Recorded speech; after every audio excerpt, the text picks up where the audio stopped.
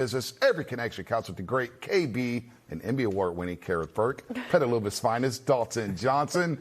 And they need Steph Curry to carry the scoring load, of course, but they've got to start winning some of these games, KB. Too many wasted opportunities. There's a lot of heavy lifting on some 37-year-old knees and ankles. And we got to consider that Steph is already top 10 in scoring in the league. He averages 27.4 points per game. Are you telling me Steph Curry has to do even more? Yeah, what I know is death, taxes, and Wardell Stephen Curry II versus the world, Kareth. That's how it feels without Jimmy Butler and, of course, with Jonathan Kuminga, the next guy up as the score going down as well, too. But, I mean, let's just go back to last game in Dallas. Let's tell some stats that tell that story as far as Steph versus the world right now. In a game where Steph Curry scored 38 points, the rest of the starters, they combined for 30. In a game where Steph Curry made 14 shots. The rest of the starters combined to make 11 shots. In a game where Steph Curry made 8 three-pointers. The rest of the team combined to make 7 three-pointers. Nobody else is even getting a casting call to be his Robin when you have those kind of numbers.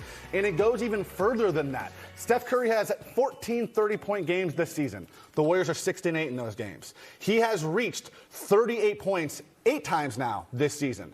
The Warriors are 3-5 in those games. So what do all these numbers tell me? Number one, they are a reminder of just how great Jimmy Butler was this season, how perfect of a co-star next to Steph Curry to complement him he really was for Steph, but also just how elite Steph Curry remains at 37 years old, less than 2 months away from turning 38 years old.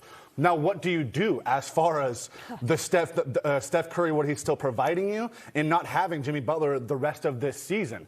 Mike Dunleavy told us just a few days ago, as far as future first-round draft picks go, if you're going to give any in the post-Steph Curry era, you need to get a player that's likely to be here after Steph as well. Well, my message is this: then do it.